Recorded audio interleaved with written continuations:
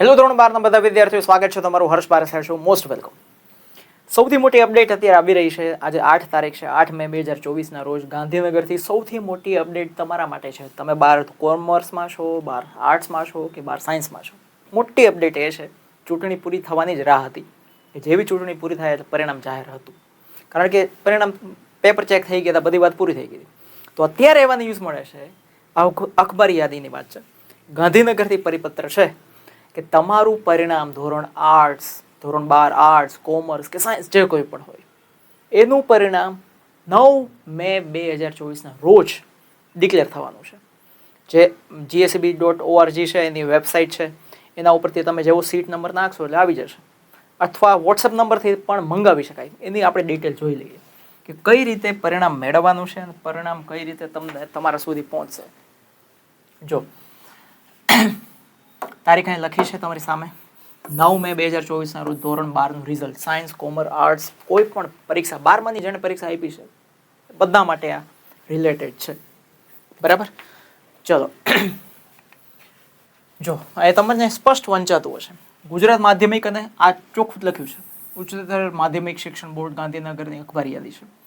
ગુજરાત માધ્યમિક ઉચ્ચતર માધ્યમિક શિક્ષણ બોર્ડ ગાંધીનગરની અખબારી યાદી એવું કહે છે કે માર્ચ 2024માં જે પરીક્ષા લેવાઈ હતી એ બરાબર ઉચ્ચતર માધ્યમિકની ધોરણ 12 વિજ્ઞાન હોય, સામાન્ય પ્રવાહ એટલે કે કોમર્સ વાળા, આર્ટ્સ વાળા બધા આવી જાય, વ્યવસાય લક્ષી આવી જાય, બધા ગુડ સેટ 2024ની જેને પરીક્ષા આપી છે, સંસ્કૃત માધ્યમની પરીક્ષા જેને આપી છે, બધાનું ગુજરાતી માધ્યમનું બધાનું પરિણામ છે અહીંયા બધું જ આપેલું છે.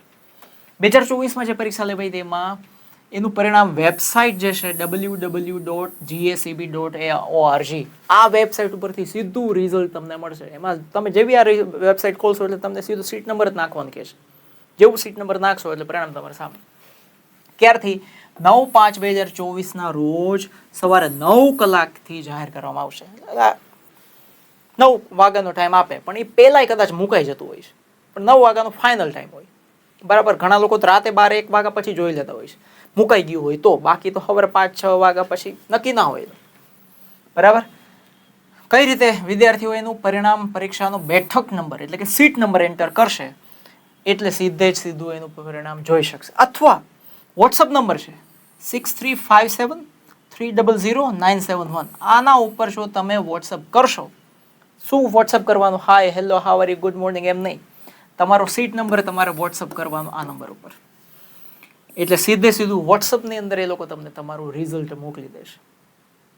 બરાબર, હવે છે જે આ તો તમારું ઓનલાઈન રિઝલ્ટ થઈ ગયું, સ્કૂલમાં તે દિવસે કદાચ ના મળે તો વિદ્યાર્થીઓના જે ગુણપત્રક છે, માર્કશીટ છે, પ્રમાણપત્રો છે કે તમે 12મું ધોરણ પાસ કરી દીધું છે, અને SR છે, એ શાળાવાર મોકલવાની છે, પરિણામ મોકલવાની છે જાણ હવે પછીથી કરવામાં આવશે કે સ્કૂલમાં તમારું રિઝલ્ટ હાર્ડ કોપીમાં ક્યારે મળશે એ હવે પછી કહેશે બહાર પાડીને. એ તમે સ્કૂલમાં કોન્ટેક્ટ કરશો તો તમને ખબર પડી જશે.